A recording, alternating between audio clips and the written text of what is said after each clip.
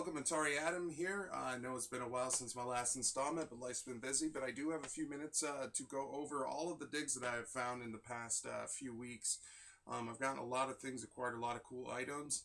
Along with that, I also want to say that the eBay Dig of the Week is going to be changing to Online Dig of the Week, and it's not going to be a frequent segment. It's going to be if I find anything cool online, period, a cool company that I'd like to promote, get the word out there because they're all about keeping retro gaming alive. I will do a video on it, and that will be labeled under my Online Dig of the Week. But everything else that I find on eBay now, if it's not super important, it's just going to be in with Diggin With Atari Adam.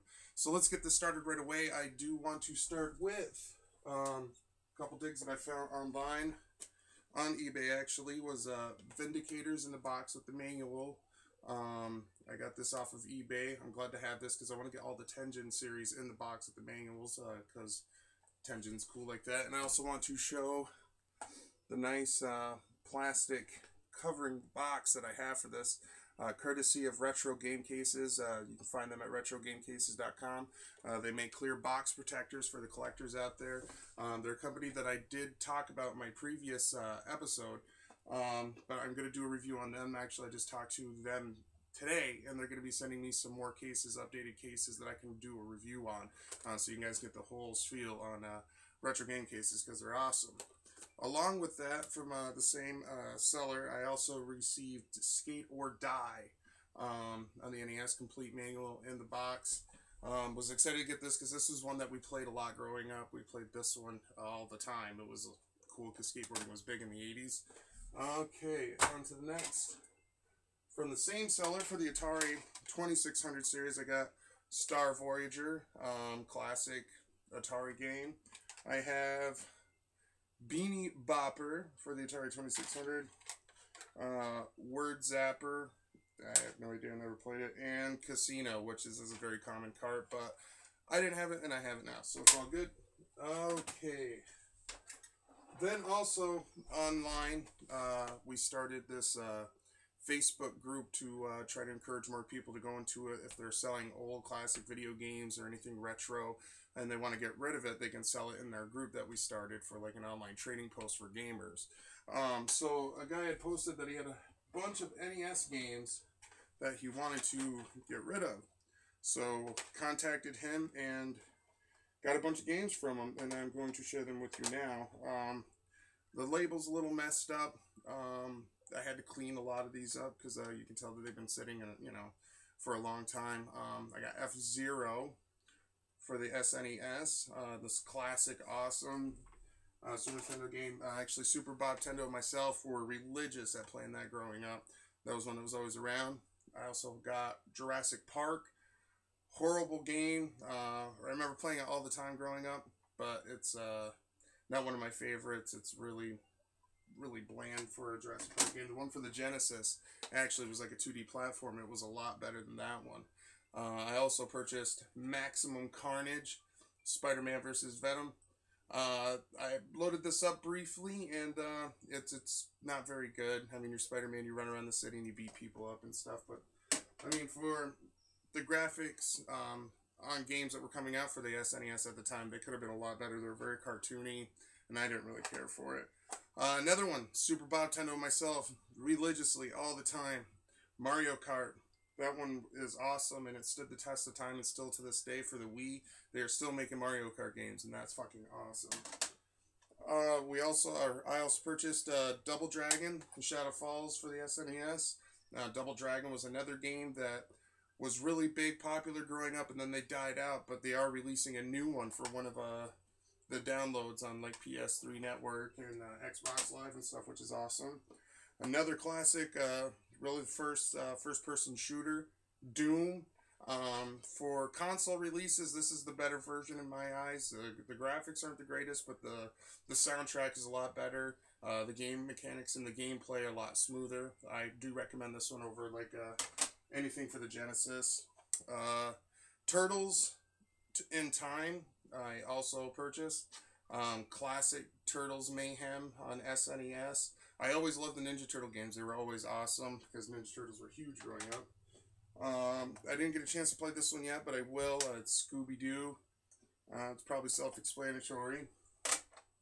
I also got a copy of Super Mario World, which is also playing behind me. I ended up with a double card on this, but I don't mind double cards because these things are old and sometimes they just stop working. It's happened to me where I can play it one day and put it in the next day and it just doesn't work. So it's always good to have some doubles of your favorite games that you like to play because this is a common one for me.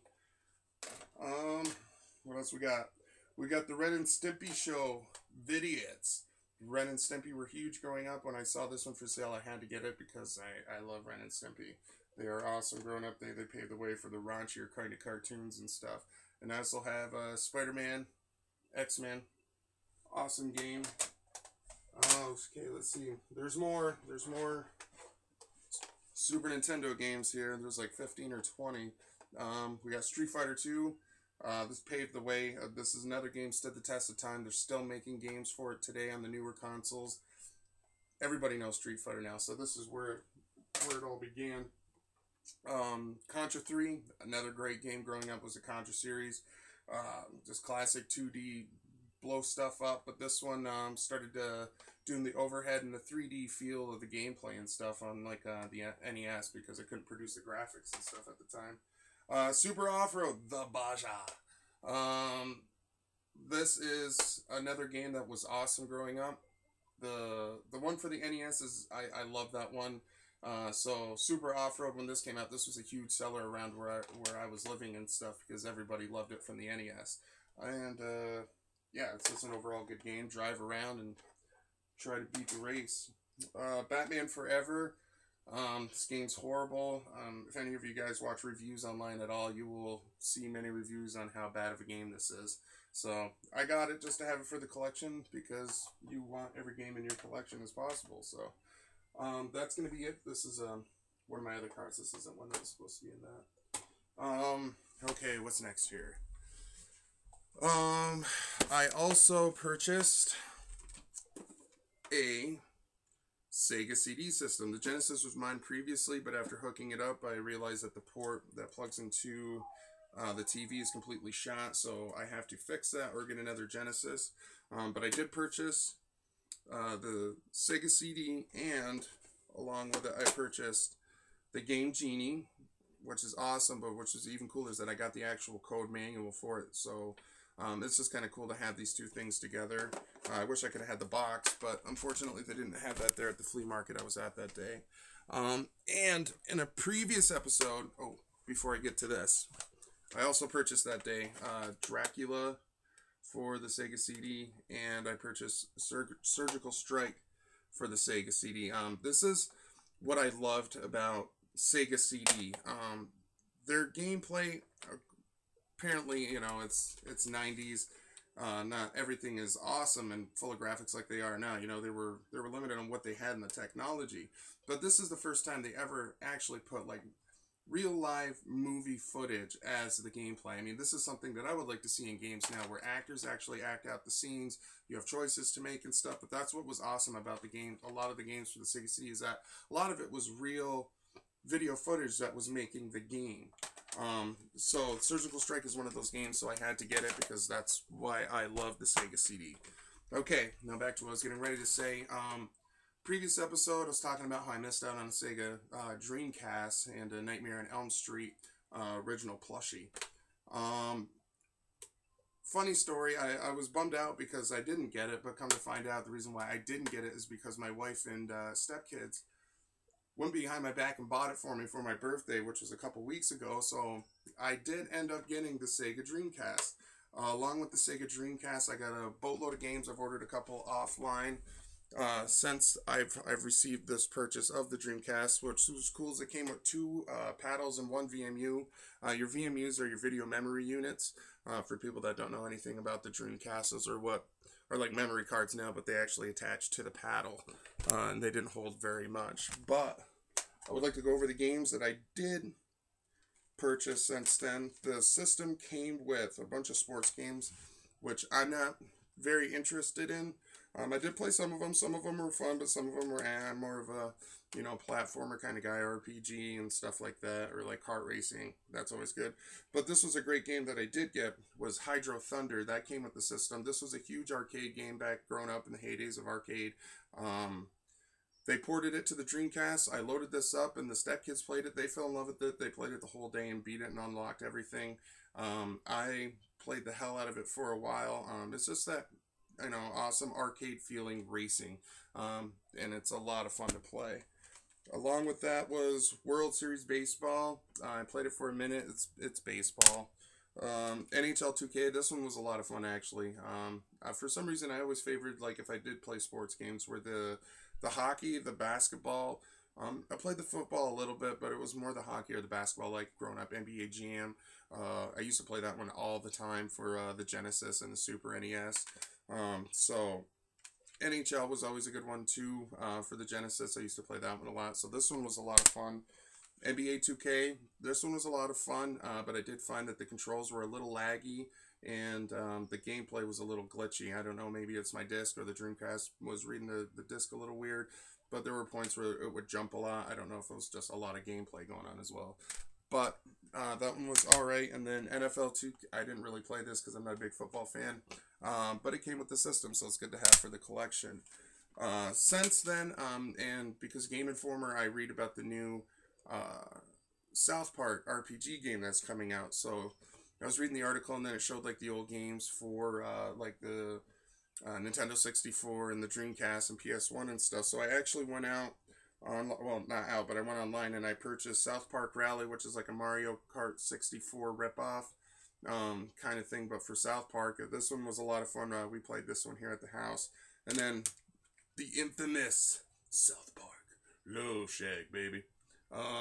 This was like a game show. Game show game.